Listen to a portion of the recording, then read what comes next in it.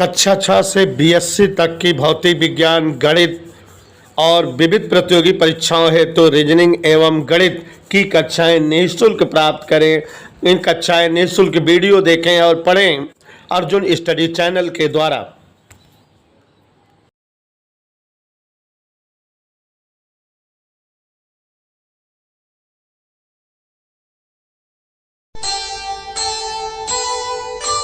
कर्म करे किस्मत बने, जीवन का यह मर्म,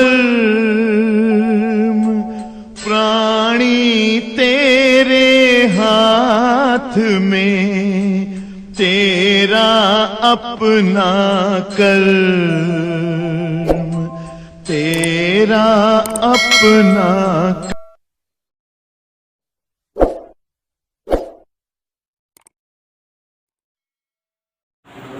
प्रकाश के बारे में जब हम लोगों ने पढ़ा और समझा कि प्रकाश एक प्रकार की ऊर्जा है जो वस्तुओं को देखने में सहायक होती है, सीधी रेखा में चलती है, जिसका संचरण निर्वात में भी हो सकता है, माध्यम में भी हो सकता है, और प्रकाश एक प्रकार की विद्युत चुंबकीय तरंग है। यह अनुप्रस्थ तरंग भी है। और प्रकाश आपको बताए कि प्रकाश में विभिन्न प्रकार की घटनाएं जैसे कि परावर्तन, अपवर्तन, वर्ण विक्षेपण, ध्रुवण, व्यतिकरण, विस्पंद, प्रकीर्णन, रमन प्रभाव वगैरह वगैरह संपन्न होती है। विभिन्न विद्वानों ने प्रकाश के संदर्भ में अपने मत प्रस्तुत किए। जैसा कि रोहन यादव हम लोगों ने कल के दिन डिस्कस किया था कि न्यूटन ने प्रकाश के संदर्भ में क्या क्या बताया। न्यूटन ने प्रकाश के बारे में जो कुछ भी बताया उसे न्यूटन का कणिका सिद्धांत कहते हैं। और प्यारे बच्चों, न्यूटन का कणिका सिद्धांत क्या है ये हमने कल एक्सप्लेन किया था कि न्यूटन के अनुसार किसी प्रकाश स्रोत से प्रकाश असंख्य छोटे छोटे अदृश्य कणों के रूप में बाहर निकलता है, जिनमें द्रव्यमान होता है, और ये कण बहुत तेज वेग 3×10⁸ मीटर पर सेकंड के वेग से चलते हैं। यही सिद्धांत न्यूटन का कणिका सिद्धांत है। इस सिद्धांत के द्वारा न्यूटन ने प्रकाश के विभिन्न गुणधर्मों की व्याख्या की। जैसा कि हमने आपको समझाया कि न्यूटन ने यह बताया कि चूंकि किसी भी प्रकाश स्रोत से प्रकाश छोटे छोटे कणों के रूप में निकलता है, कण द्रव्यमान युक्त है और वेग युक्त है, माने कणों में ऊर्जा होती है। द्रव्यमान और वेग m और v ½ ऊर्जा होती है, माने प्रकाश एक प्रकार की ऊर्जा है। यह बात प्रमाणित होती है। उसके बाद बेटा, चूंकि प्रकाश कणिकाएं बहुत तेज चलती हैं और इस कारण इतने ज्यादा वेग से चलने के कारण माध्यम का कोई भी प्रभाव इन पर नहीं पड़ता, मतलब प्रकाश कणिकाएं सीधी रेखा में गति करती हैं। ये बात प्रमाणित हुई। और बच्चों, जब ऑलरेडी प्रकाश कणिकाएं बहुत तेज वेग से चल रही हैं तो न्यूटन ने बताया कि जब किसी तल पर प्रकाश कणिकाएं आपतित होती हैं तो तल की आभासी प्रतिक्रिया के कारण इनका मार्ग बदलता है, माने परावर्तन की घटना दिखाती है। ऐसे सेम जब प्रकाश कणिकाएं एक माध्यम से दूसरे माध्यम में जाती हैं तो तल की आभासी प्रतिक्रिया के कारण अपवर्तन की घटना प्रकाश कणिकाएं प्रदर्शित करती हैं। और हम लोगों ने बेटा ये समझा था कि प्रकाश कणिकाएं अलग अलग आकार में होती हैं और जब प्रिज्म से गुजरती हैं तो कोई कणिका जो छोटी होगी पहले आएगी और जो कणिका मोटी बड़ी तलुगी होगी वो बाद में आएगी, माने वर्ण विक्षेपण की घटना होती है। तो यह न्यूटन का कणिका सिद्धांत था और न्यूटन के कणिका सिद्धांत के द्वारा प्रकाश के गुणधर्मों की व्याख्या थी। न्यूटन ने अपने कणिका सिद्धांत के द्वारा दो और बातें बताई। पहली बात बताया उन्होंने कि प्रकाश का वेग निर्वात में कम और सघन माध्यमों में ज्यादा होता है। और एक बात बताया उन्होंने कि स्रोत के ताप पर प्रकाश का वेग निर्भर करता है। तो ये न्यूटन के कणिका सिद्धांत के प्रमुख बिंदु थे, लेकिन बाद में वैज्ञानिकों ने कणिका सिद्धांत की सारी बातों को मनन करके तमाम तार्किक आधार पर बहुत सारी बातों को गलत सत्यापित किया। तो कणिका सिद्धांत की कमियां, सबसे पहली कमी वंशिका बताए थे कि किसी प्रकाश स्रोत से प्रकाश असंख्य सूक्ष्म या छोटे छोटे कणिकाओं के रूप में उत्सर्जित होता है। तो इसका मतलब स्रोत का द्रव्यमान कण के रूप में बाहर निकलता है। तो स्रोत इस प्रकार धीरे धीरे क्षय होते होते, छोटा होते होते समाप्त हो जाना चाहिए, जबकि ऐसा नहीं होता। तो मतलब एक बात इनकी ये गलत हो गई। दूसरा कि ये जो परावर्तन और अपवर्तन घटनाओं के लिए तल की आभासी प्रक्रिया वाला लॉजिक सेटअप किए थे, ये कोई सैद्धांतिक आधार नहीं था। तो परावर्तन अपवर्तन की व्याख्या भी नहीं सत्यापित हो पाई। एक और बात बताए थे हम कि अगर प्रकाश कणिकाएं स्रोत के ताप पर डिपेंड होती, तो जो स्रोत जो है कम ताप वाले होते हैं, उनसे कम ताप वाली ऊर्जा निकलती, माने उनसे निकलने वाला प्रकाश धीरे चलता। और जो स्रोत उच्च ताप पर है, जैसे चाचा सूरज वगैरह, तो उनसे निकलने वाला प्रकाश ज्यादा ऊर्जा या ज्यादा वेग वाला होता है। लेकिन चाहे जिस स्रोत से प्रकाश उत्पन्न हो, प्रकाश का वेग हमेशा अधिक ही होता है। ठीक है, तो ये सारी बातें ऐसी थी जो प्रकाश के लिए न्यूटन के कणिका सिद्धांत का समापन कर रही थी। जो न्यूटन ने माना था कि सघन माध्यम में प्रकाश का वेग अधिक होता है, बाद के वैज्ञानिकों ने प्रूफ किया कि प्रकाश का वेग विरल माध्यम में अधिक होता है। और बच्चों, कणिका सिद्धांत के द्वारा प्रकाश की बहुत सारी घटनाएं, जैसे व्यतिकरण, विवर्तन, विस्पंद, धूर्वण, डॉपलर प्रभाव, ये सारी घटनाएं सत्यापित नहीं की जा सकी। माने तरंग संबंधित प्रकाश के कोई भी गुण एक्सप्लेन नहीं हो सके कणिका सिद्धांत द्वारा। तो ये बहुत सारी कमियों के कारण कणिका सिद्धांत का खंडन हुआ। और फिर उसके बाद हमने आपको कल की क्लास में समझाया था, सन 1678 ईस्वी में, ध्यान दीजिएगा, हॉलैंड के एक वैज्ञानिक थे, हॉलैंड के वैज्ञानिक, अब इस चैप्टर में इनका नाम अच्छे से पढ़ना है, माननीय हाइगेंस साहब। हॉलैंड के वैज्ञानिक हाइगेंस ने प्रकाश के संदर्भ में अपना मत प्रस्तुत किया, और जो बच्चों सत्यापित हुआ, सही साबित हुआ, और इनके मत के द्वारा प्रकाश के बहुत सारे गुणों की सफलतापूर्वक व्याख्या कर ली गई। तो इनका गुण, इनका सिद्धांत या इनकी थ्योरी क्या थी? इन्होंने बताया कि जैसे ये प्रकाश स्रोत है, माने कोई लैंप है,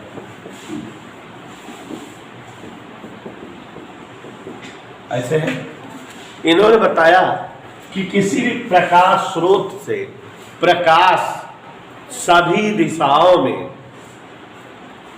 तरंगों के रूप में संचरित होता है। ऐसे तरंग के रूप में प्रकाश निकलता है। ध्यान दीजिएगा, हाइगेंसवा ने बताया कि किसी प्रकाश स्रोत से, संजना बेटा ये जान रही हो, कोई भी चीज दूसरे दिन जरूर दोहराते हैं, फीड हो जाए ना बेटा। तो यहां ध्यान दो जरा, किसी भी प्रकाश स्रोत से प्रकाश तरंगों के रूप में संचरित होता है। ये देखो, ये क्या है? सत्तर कुरैशी प्रकाश स्रोत, और ये क्या निकल रही है? तरंग। चाचा प्रकाश तरंग के रूप में हिलक डुलक जौना है शराबित ना लहरात निकलत है। देखा, तरंग बन के निकली बा, या इधरों निकली बा, इधरों निकली बा, इधरों निकली बा, इधरों। ध्यान देना। और उन्हें होता क्या है बेटा कि जब किसी प्रकाश स्रोत से प्रकाश तरंगों के रूप में निकलता है, तो यहाँ जो माध्यम हो, उनके जो कण, जैसे हवा के कण, धूल के कण, ऐसे ऐसे होते हैं सब।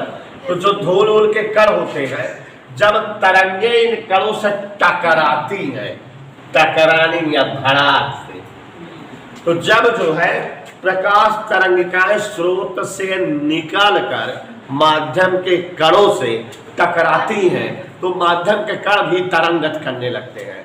ओनन से जैसे तरंग आज टकरानी, तो तरंग वाला गुण इन्हों के अंदर आएंगे। मतलब जैसे जो है डीजे बाजता है और लड़कन जो है थिरकत है, तो कोनो और तहार दोस्त यार देखत तो का थिरकत तुहो के मूड बन गया और सुरीली आवाज पे नो लहरा लगे, है ना। तो यही चीज है कि जैसे प्रकाश स्रोत है, स्रोत से प्रकाश कैसे निकला और ये तरंग किससे टकराई? माध्यम के कणों से। तो माध्यम के कण भी क्या करने लगते हैं? तरंग गति करने लगते हैं। तो ये तरंग अब इस माध्यम के कण से होते हुए आगे बढ़ती है और दूर तक, जहां तक माध्यम के कण होते हैं, ये तरंगे फैलती जाती हैं। तो प्रकाश को दूर तक जाता हुआ दिखता रहता है। इधर क्लियर? तो ये व्याख्या थी किसकी? चक्षु की। कौन? हाइगेंस। तो प्यारे साथियों, यहाँ ध्यान से एक बार फिर से सुन लीजिए, बड़ा मस्त मजेदार टॉपिक है, लेसन समाप्ति की कगार पे है और मजा भी आ रही है सुषमा जी पढ़ने में। किसी प्रकाश स्रोत से प्रकाश तरंगों के रूप में सभी दिशाओं में उत्सर्जित होता है। ये तरंगे माध्यम के कणों से टकराती हैं और माध्यम के कण भी, और इस प्रकार दूर तक तरंगे चारों दिशाओं में फैलने लगती हैं। Is that clear? हाँ, जरा ध्यान दीजिएगा। किसी प्रकाश स्रोत से प्रकाश तरंगों के रूप में सभी दिशाओं में संचरित होता है और ये तरंगे माध्यम के कणों से टकराती हैं और माध्यम के कण भी, और फिर इसी तरह से प्रकाश जो है दूर तक फैलता रहता है। इसे हाइगेंस का तरंग सिद्धांत कहते हैं, जो 1678 ईस्वी में हॉलैंड के वैज्ञानिक हाइगेंस के द्वारा बतलाया गया। और इन्होंने जब जो है प्रकाश के तरंग संबंधित गुण की व्याख्या की थी, तो इन्होंने माध्यम की कल्पना की थी ईथर की। तो कभी पूछा जाता है कौन सा माध्यम यूज किया था? ईथर। इधर क्लियर? तो इतना बात समझ में आया। अब बच्चों, इनका एक इंपॉर्टेंट सिद्धांत है हाइगेंस का द्वितीयक तरंगिका सिद्धांत। क्या बोले हम? द्वितीयक तरंगिका सिद्धांत। लेकिन बच्चों, द्वितीयक तरंगिका सिद्धांत बताने से पहले हम आपको वेव फ्रंट बताएंगे। क्या? बहुत मजेदार चीज है तरंगाग्र। इसको जान लीजिए, कोई बताए कि नहीं? अंग्रेजी में क्या कहते हैं?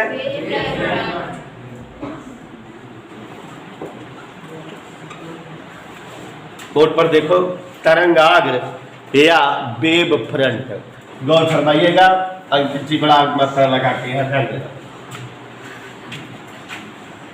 वेव फ्रंट, तरंगाग्र क्या होता है? बहुत मजेदार बात है बेटा, अगर समझ जाओ तो जान लो हम सफल हैं। समझा दें अगर आपको, क्योंकि तरंग एकदम डीपली थ्योरेटिकल है।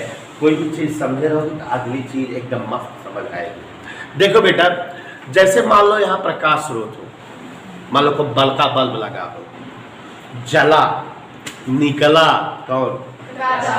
किस रूप में? तरंग के रूप में। तो जैसे सुषमा जी हंसते हुए देखो, एक तरंग ये लहर मार रही है, ऐसे ऐसे ऐसे ऐसे ऐसे ऐसे ऐसे जा रही है, माध्यम के कण टकराते हुए आगे बढ़ती जा रही है। नवनीत अनुज, एक कण इधर से ऐसे ऐसे ऐसे ऐसे, देवेश्वर ऐसे चल रही है, एक कण और नीचे से ऐसे ऐसे ऐसे ऐसे चल रही है। सोचो यहाँ क्या कल्पना किए हैं? प्रकाश स्रोत, जलेन निकरेन के प्रकाश। तो जब निकरेन तो कैसे निकरेन, कैसे फैलेन? तरंग के रूप में। तो सोचा कल्पना यह है, हिया कुल तो मार तरंग ही तरंग भारी गई, भारी गई कि ना? ऐसे तरंग चाहता तरंगा खूब चलती है ना, बहुत सारी तरंगे हैं ना। अब बेटा, ये जो तरंगे हैं फैली हुई संचरित है माध्यम में, इसी में हम अगर जौन है कुछ दूरिया प्लाट जौन है खरीद ले या अपन समझ ले, कुछ दूर का पोर्शन या पृष्ठ अपना मान ले, प्लाट हवा में खरीद ले, जैसे इंटरनेट हवा में बिका था, तो मतलब समझ ले, ऐसे कल्पना करते हैं कि ए ऐसे ऐसे ऐसे ऐसे ये इतना प्लाट हमारा है कि ना है। तो अगर ये कोई एक काल्पनिक पृष्ठ है और ये पृष्ठ कहाँ है, माध्यम में, तरंगों के मार्ग में है, तो अब अगर इतनी दूर के इलाका हमार हो गया, हमें क्या समझ लें कि हमारा इलाका या काल्पनिक पृष्ठ, कल्पना कर रहे माध्यम में एक ऐसा काल्पनिक पृष्ठ हम बना लिए हैं जिसमें से होकर कौन गुजर रही है, तरंगे। और इस पृष्ठ में जितने नन्हे नन्हे छोटे छोटे बिंदु होंगे पूरा का पूरे पृष्ठ में, ये तरंगे आकर उन पर टकरा रही होंगी कि नहीं, पक्का। और अगर इन बिंदुओं पर सारी तरंगे समान कला में टकराए, कैसे टकराए, समान कला मतलब जैसे ई वाली तरंग आए कैसे नीचे कहती टकरात बा, तो कई तरंग नीचे कहती, कई तरंग माने सब एक दिशा में टकराए पूरे के पूरे पृष्ठ के सभी बिंदुओं से। तो इसी काल्पनिक पृष्ठ को वेव फ्रंट या तरंगाल कहते हैं। मस्त समझ लो स्क्वायर की, तभी आएगा। ये क्या था यहाँ पर, क्या निकला, किस रूप में, और यहाँ पर हम किसकी कल्पना किए, काल्पनिक पृष्ठ की, जिसके सभी बिंदुओं पर तरंगे समान कला में आकर टकराती या मिलती थी। इसी पृष्ठ को हम क्या कह दिए, तो चलो तरंगा की परिभाषा बनाए, चलो मजा ले। किसी माध्यम में स्थित वह काल्पनिक पृष्ठ जिसके सभी बिंदुओं पर तरंगे समान कला में मिले, उसी पृष्ठ को समझ में आया।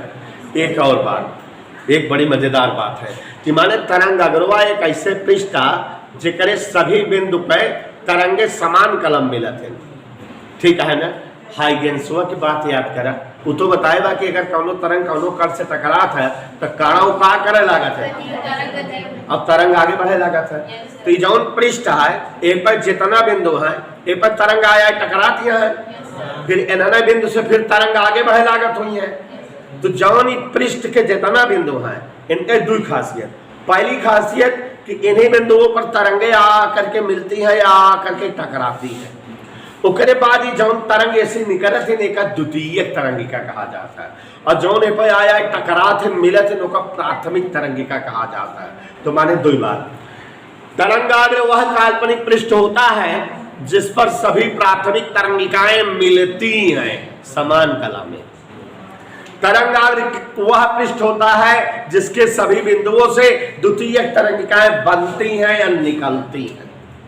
खासियत हो गया ना कि जो तरंगे इससे निकल रही हैं सेकेंडरी वेवलेट्स द्वितीय तरंगिकाएं हैं। वो कौन सी तरंगिकाएं हैं, सिर्फ द्वितीय तरंगिकाएं। इधर क्लियर।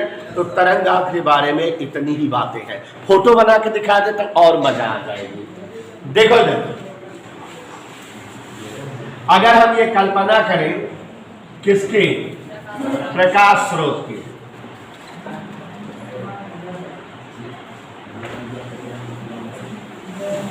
यहां पर कल्पना करो कि जैसे कोई प्रकाश स्रोत हो, बल्ब जल रहा हो, एक प्रकाश इधर जाए, एक इधर जाए, एक इधर जाए, एक इधर, सभी दिशा में कोई प्रकाश स्रोत हो। तो प्रकाश स्रोत से प्रकाश तरंगों के रूप में बाहर निकलेगा कि नहीं, ऐसे ऐसे ऐसे ऐसे ऐसे ऐसे ऐसे। तो दिखाई दे रहा है उससे क्या कि प्रकाश स्रोत है। ये क्या है बच्चों, देखो बेटा मन लगा सुनो क्योंकि टेक्निकल बात शुरू हो गई है। ये क्या है, प्रकाश स्रोत। इस प्रकाश स्रोत से प्रकाश तरंगिकाएं तरंगों के रूप में बाहर उत्सर्जित हो रही हैं, ठीक है। इन तरंगों को कौन सी तरंगिका कहते हैं, प्राथमिक तरंगिका। फोटो में देखो और जो है सुहाना जी समझो, ये कौन सी तरंगिकाएं हैं। और इन तरंगों के मार्ग में हम कोई एक काल्पनिक पृष्ठ की कल्पना कर रहे हैं, मान ले रहे हैं कि यह कोई एक पृष्ठ है काल्पनिक, और इस पृष्ठ के सभी बिंदुओं पर जैसे ये बिंदु है, ऐसे तैसे कैसे जैसे ऐसे वैसे नैसे कैसे, ऐसे बहुत सारे बिंदु हैं और तरंगे इस पर आकर समान कला में मिल रही है। समान कला का मतलब उन्हें सभी एक ही दिशा में है। देखो सब ऊपर कैसे दिशा आया गिरती, ठीक है। इस कौन ना आगे मिलती है कि ऐसे ऐसे कहते ऐसे मिलती है। अबे हम बोर्ड पर देखा क्या हुआ, देखा क्या छोटी यहाँ देखो ऐसे ऐसे तरंग इस तरह से नहीं मिल रही है, सब ऊपर की ओर से ही मिल रही, माने सभी तरंगे समान कला में मिल रही है, ठीक है। ये एक ऐसा काल्पनिक पृष्ठ है जिसके सभी बिंदुओं पर तरंगिकाएं समान कला में मिल रही है। इसे ही हम जो है तरंगाग्र कहते हैं, ऐसा हमने बताया। और दूसरी खासियत बताया कि इन बिंदुओं से जो तरंगिकाएं निकलने लगती हैं वे तरंगिकाएं द्वितीयक तरंगिकाएं कहलाती हैं। क्या कहलाती बच्चों? और ये सारी लंतरानी हाइगेंसो बता रहा है। तो अब जो है ये बातें समझो, चित्र इसलिए बनाए हैं कि परिभाषा क्लियर हो जाए, कंसेप्ट क्लियर हो जाए, कभी भुला जाओ तो अपने मन से बना लो। तो अब मस्त समझिए एक बार फिर से। तरंग बेटा बहुत अच्छे चैप्टर्स हैं, लोग जो है तरंग वगैरह एकदम लास्ट में पढ़ाते हैं, जब एग्जाम खत्म शुरू होने वाला रहता है उड़ा देते, कहते हैं कोर्स खत्म करना समय नहीं है, जल्दी जल्दी उड़ा देते। और मैं इसको पहले ही पढ़ा दे रहा हूँ कि खूब आगे खूब अच्छे से दोहराते रहना, अपने घर पे टकराते रहना। तो ध्यान दीजिए जरा, मेरे पढ़ाने की स्टाइल सबसे अलग है, इसीलिए जो है जो चीज़ें टफ होती हैं, जो टेक्निकल होती हैं, उनको पहले पढ़ा दे रहा हूँ।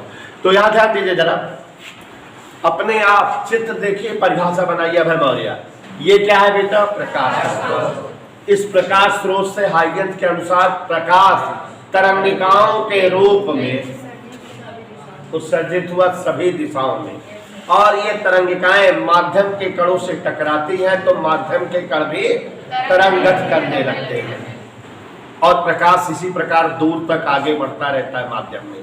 यही तो होता है, ठीक है। तो ये स्वाति वर्मा क्या है? प्रकाश स्रोत, और इससे ये क्या निकल रही है सुहाना जी? प्रकाश तरंगिकाओं के रूप में, ठीक है। और ये तरंगिकाएं कौन सी तरंगिकाएं हैं? ये प्राथमिक तरंगिकाएं हैं। अब इनके मार्ग में अगर हम किसी एक प्लाट या पृष्ठ की कल्पना करें जिसकी खासियत हो कि जिसके सभी बिंदुओं पर प्राथमिक तरंगिकाएं समान कला मिले, तो उसे हम क्या कहते हैं? तरंगाग्र की एक और खासियत होती है कि इसके सभी बिंदुओं से कौन सी तरंगिकाएं निकलती हैं? माने ये द्वितीयक तरंगिकाओं का स्रोत होता है जो द्वितीयक तरंगिकाओं को बनाता है।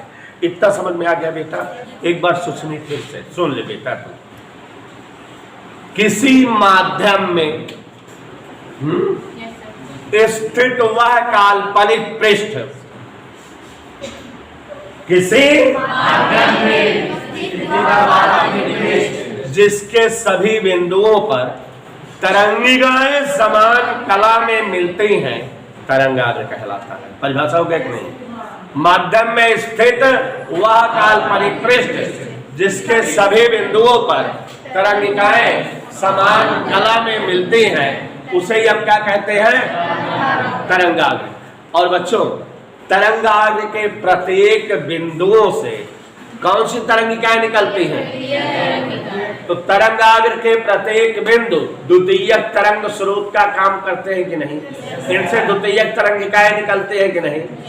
तो फिर से एक बार हो जाए, किसी माध्यम में स्थित वह काल्पनिक पृष्ठ जिसके प्रत्येक बिंदु पर तरंगे समान कला मिले, प्राथमिक या तरंगाग्र कहलाता है। और तरंगाग्र के प्रत्येक बिंदुओं से निकलने वाली तरंगिकाएं, क्लियर हो गया बेटा? अब एक चीज और ऐसे ही क्लियर कर लो तो फिर जो है इंपॉर्टेंट टॉपिक पर चले जो हर वर्ष एग्जाम में आता है। ध्यान लीजिएगा, तरंगाग्र के प्रकार परिभाषा है, इसलिए खूब मन लगा समझिए। तो प्यारे बच्चों, इस प्रकार हम लोगों ने समझा किसी माध्यम में स्थित वह काल्पनिक पृष्ठ जिसके प्रत्येक बिंदु समान कला में हो, तरंगाग्र कहलाता है। तरंगाग्र के प्रत्येक बिंदुओं से द्वितीयक तरंगिकाएं निकलती हैं और इसलिए तरंगाग्र के प्रत्येक बिंदु द्वितीयक तरंग स्रोत का कार्य करते हैं। बात समझ में आई? अब बच्चों, चूंकि आगे थ्योरेटिकल टॉपिक है डेरिवेशन करना, अगर ये सब चीजें क्लियर रहेगी तो प्रशांत बेटा अगला भी स्टेप समझ में आएगा। तो देखो जरा तरंगाग्र के प्रकार। तरंगाग्र जो है हमेशा 3 प्रकार के होते हैं, ध्यान दीजिएगा। ये चीज जो समझा रहा हूँ समझते रहोगे तो 1 घंटा समझा दूंगा। एक लेसन है विवर्तन, वो खत्म हो जाएगा। 1 घंटे का लेसन है प्रकाश का विवर्तन और वो तरंगाग्र के ऊपर ही है। तो यहाँ देखो जरा, तरंगाग्र 3 प्रकार के होते हैं, समतल तरंगाग्र, गोलीय तरंगाग्र और बेलनाकार तरंगाग्र। ठीक है, ध्यान से समझिएगा तो सब आ जाएगा और नहीं समझिएगा तो ये कभी नहीं आएगा। ठीक बेटा, समतल तरंगाग्र, गोलीय तरंगाग्र और बेलनाकार तरंगाग्र। ठीक है, तो अब यहां ध्यान दीजिए जरा और समझने का प्रयास करिए। अगर बेटा किसी प्रकाश स्रोत से, मन लगा सुनो, जो बता रहा हूं वही परिभाषा हो जाएगी। अगर किसी प्रकाश स्रोत से प्रकाश तरंगिकाएं एक ही दिशा में निकले, यदि प्रकाश तरंगिकाएं एक ही दिशा में निकले तो इनसे संबद्ध या इनके मार्ग में स्थित तरंगाग्र समतल तरंगाग्र कहलाता है। समतल तरंगाग्र की सभी तरंगिकाएं समान कला में होती हैं और परस्पर समांतर होती हैं। इधर क्लियर? तो जैसे ये देखो तरंगे हैं, क्या है पूछो? तरंगों के संचरण की दिशा है, सभी एक ही दिशा में जा रही कि नहीं? अगर इनके मार्ग में हम एक जो है पृष्ठ बना दें, क्या बना दें उन्हें सर? इस पृष्ठ से होकर ये जो तरंगे गुजर रही हैं एक ही दिशा में गुजर रही कि नहीं? ऐसे ये बाहर निकलेगी, यहां से बाहर निकलेगी, ऐसे एक और रास्ते में पृष्ठ बना दें।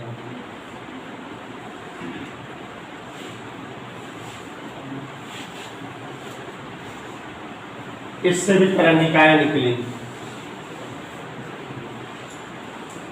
और सभी तरंगिकाओं का संचरण एक ही दिशा में हो रहा है और सभी तरंगिकाएं परस्पर कैसे हैं? तो इस प्रकार के तरंगाग्र को, ये जो तरंगाग्र है ये समतल तरंगाग्र है। कौन सा तरंगाग्र है देखा?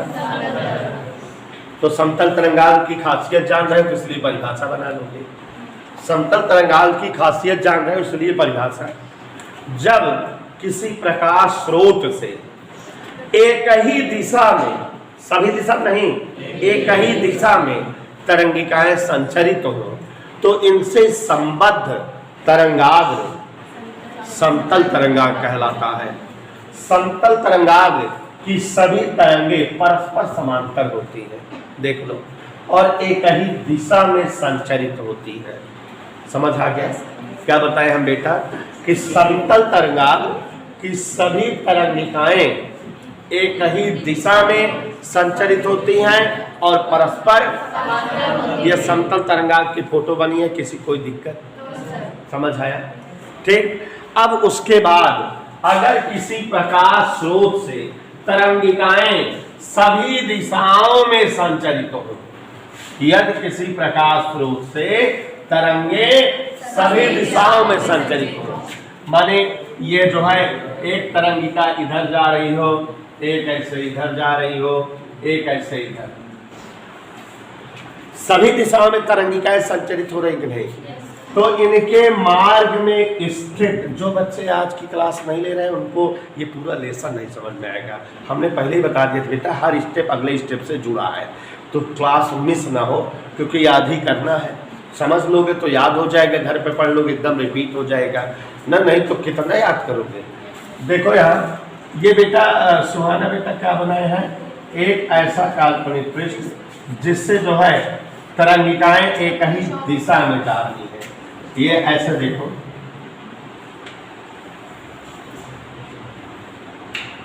ठीक है बेटा, तो इससे जो है तरंगिकाएं जो संचालित हो रही हैं सभी दिशाओं में जा रही हैं कि नहीं?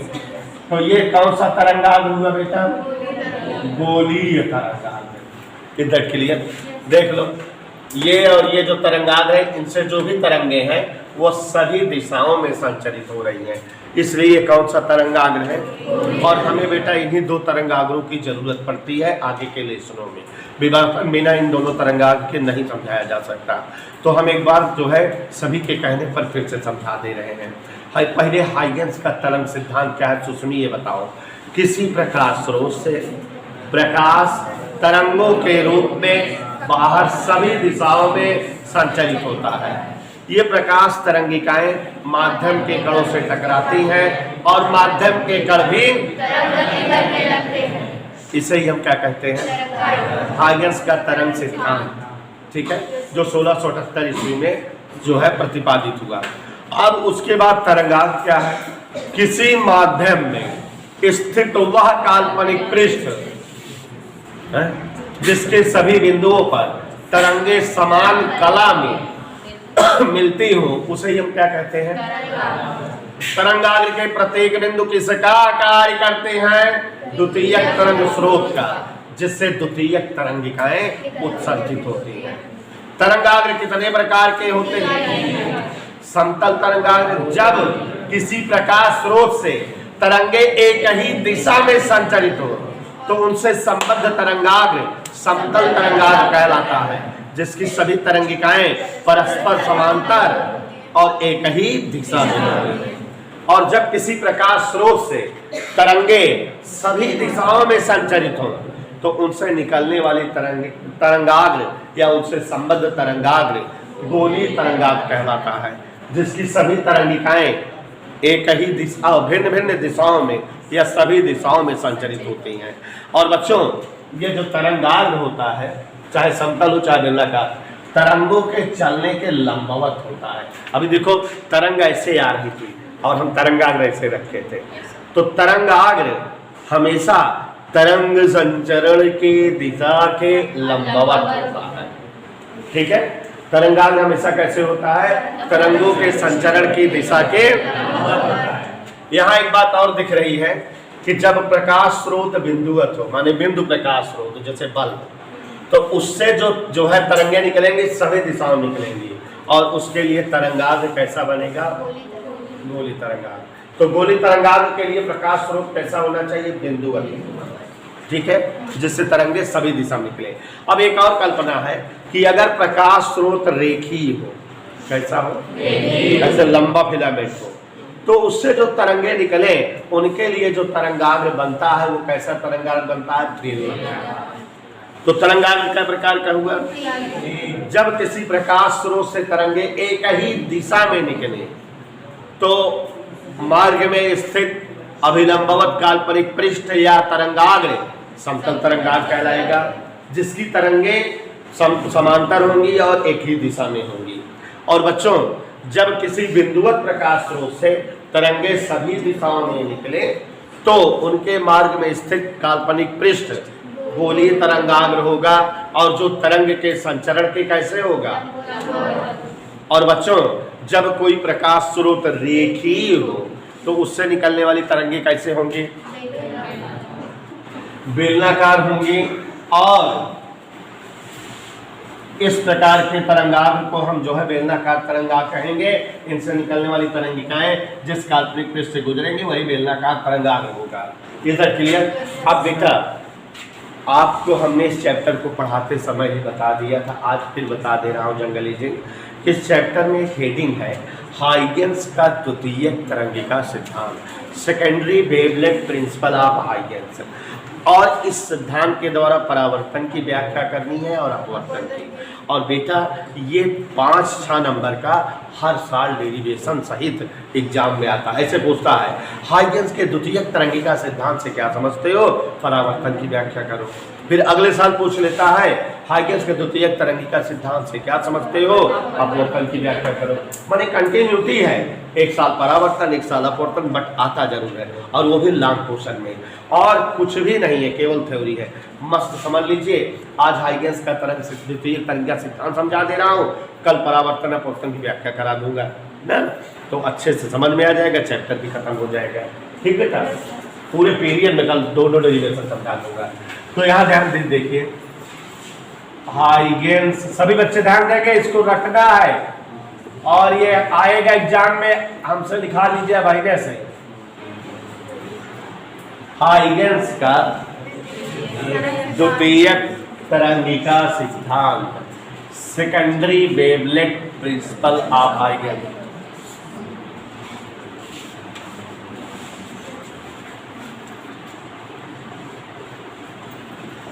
हाइगेन्स का द्वितीयक तरंगिका सिद्धांत बहुत ही इंपॉर्टेंट है, हाइगेन्स का द्वितीयक तरंगिका सिद्धांत। और बच्चों ध्यान से सुनिएगा, मेरा प्रयास है कि सरल कर दूँ।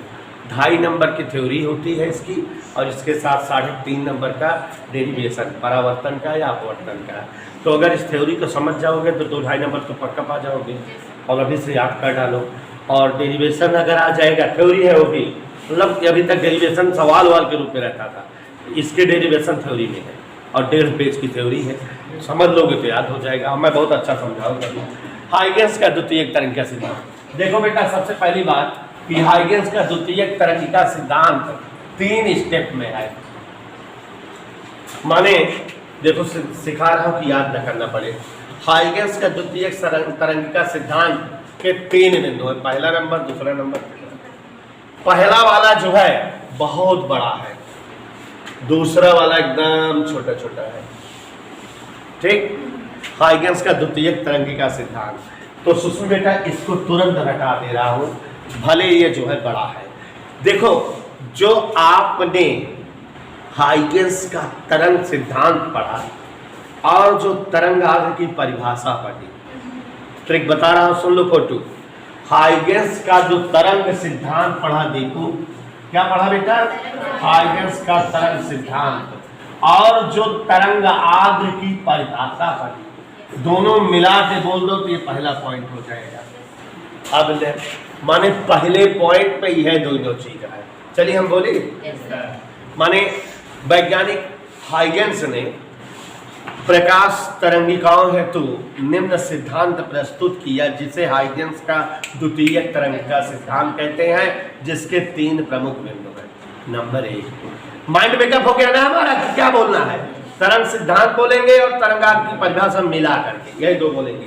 चलो बोले इस पर, किसी प्रकाशों से प्रकाश तरंगों के रूप में संचरित होता है सभी दिशाओं में।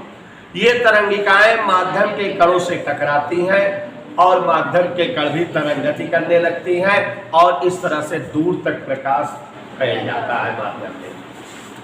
माध्यम में स्थित वह काल्पनिक पृष्ठ जिसकी सभी तरंगिकाएं या सभी बिंदुओं पर तरंगिकाएं समान कला में हो, तरंगाग्र कहलाता है। तरंगाग्र के सभी बिंदुओं से द्वितीयक तरंगिकाएं संचरित होती हैं, या तरंगाग्र के सभी बिंदुओं से निकलने वाली तरंगिकाएं द्वितीयक तरंगिकाएं कहलाती हैं। पहला बिंदु हो गया कि नहीं, याद हो गया कि नहीं, याद हो गया। अच्छा यहाँ देखो, ये क्या बना है, डेरिवेशन, प्रकाश स्रोत बना, इससे क्या निकली ना, प्राथमिक तरंगिकाएं, प्राथमिक तरंगिकाएं हैं। इनके मार्ग में क्या बन गया, ये तरंगाग्र। ये तरंगाग्र दिखा कि नहीं, ये जो है प्राथमिक तरंगिकाएं दिखी कि नहीं, सही बोल तो, हाँ दिखी, दिख रही है। और उसके बाद इस तरंगाग्र के जो है बिंदुओं से कौन सी तरंगिकाएं निकलेंगी, तो ये कौन सी तरंगिकाएं हैं बेटा, द्वितीयक तरंगिकाएं। कोई दिक्कत, निकल रही ना। अच्छा एक चीज और, ये बेटा ध्यान से देखिए, जो द्वितीयक तरंगिकाएं निकलती हैं, हाइगेन्स ने पता लगाया कि द्वितीयक तरंगिकाएं प्राथमिक तरंगिकाओं की दिशा में निकलती हैं और प्राथमिक तरंगिकाओं के वेग से निकलती है। मतलब द्वितीयक तरंगिकाओं का वेग और उसकी दिशा प्राथमिक तरंगिकाओं के वेग और दिशा के समान है। माने अगर ये तरंगिकाएं ऐसे ऐसे आ रही हैं तो द्वितीयक तरंगिकाएं भी ऐसे ऐसे निकलेंगी, और अगर ये 4 की स्पीड से है तो इनकी भी स्पीड 4 रहेगी। और बेटा यह बात दूसरा पॉइंट है, माने दूसरा पॉइंट एकदम सरल है। क्या बोलोगे दूसरा पॉइंट है? द्वितीयक तरंगिकाओं के गति की दिशा और गति का परिमाण प्राथमिक तरंगिकाओं के दिशा और परिमाण के समान है। याद हो गया दूसरा कि नहीं? नन्हा सा है ना, 2.5 नंबर पक्का हो रहा है ना। तीसरा स्टेप जान लो, जैसे ये प्राथमिक तरंगिकाएं कहां से गुजर रही हैं? तरंगाग्र। वैसे बेटा द्वितीयक तरंगिकाओं से गुजरता हुआ कोई अगर वक्र खींच दे, माने एक ऐसा वक्र जिससे द्वितीयक तरंगिकाएं गुजरे, उसे एनवेलप कहते हैं। हिंदी में एनवलोप, एनवलप लिखा वैसे जाता है ENVELOP, एनवलप माने लिफाफा, तो वैसे यहाँ लिखा क्या जाता है? एनवलप। और ये तीसरा पॉइंट हो गया। तो बड़ा कौन है? पहला, लेकिन सरल कर दिया हो ना। दूसरा और तीसरा क्या है? छोटे हैं। एक बार फोटो दूसरा बता दे। द्वितीयक तरंगिकाओं के गति की दिशा और परिमाण प्राथमिक तरंगिकाओं के गति की दिशा और परिमाण के इधर क्लियर। तीसरा एकदम में छोड़ के है, द्वितीयक तरंगिकाओं से गुजरता हुआ वक्र एनवलप कहलाता है। That's it. समझ आया? तो एक बार फिर से हो जाए, देखो जी ध्यान दीजिएगा। हाइगेंस का द्वितीयक तरंग का सिद्धांत, वैज्ञानिक हाइगेंस ने द्वितीयक तरंगिकाओं हेतु एक सिद्धांत प्रस्तुत किया जिसे हाइगेंस का द्वितीयक तरंगिका सिद्धांत कहते हैं, और जिसके 3 प्रमुख बिंदु हैं। नंबर एक में दिमाग में रखे रहिए, क्या क्या बताना है? तरंग सिद्धांत और तरंगाग्र दोनों मिला के बोलना है। चले बोले, किसी प्रकाश स्रोत से प्रकाश तरंगों के रूप में संचरित होता है सभी दिशाओं में। ये तरंगे माध्यम के कणों से टकराती हैं और माध्यम के कण भी, और इस प्रकार प्रकाश दूर तक माध्यम में स्थित, अब ये तो तरंग सिद्धांत था, इसे तुरंत जोड़ दे। माध्यम में स्थित वह काल्पनिक पृष्ठ जिसके सभी बिंदु समान कला में हो, तरंगाग्र कहलाता है। तरंगाग्र के सभी बिंदुओं से निकलने वाली तरंगिकाएं द्वितीयक तरंगिकाएं कहलाती हैं। That's it. ये हो गया ना पूरा। बड़ा है लेकिन सरल है, बता लोगे कि नहीं? दूसरा तो एकदम में चवन्नी है। द्वितीयक तरंगिकाओं के गति की दिशा व परिमाण प्राथमिक तरंगिकाओं के गति की दिशा व परिमाण के, दैट्स इट। तीसरा, द्वितीयक तरंगिकाओं से गुजरता हुआ वक्र एनवलप कहलाता है। और बच्चों, ये हाइगेंस का द्वितीयक तरंग का सिद्धांत है।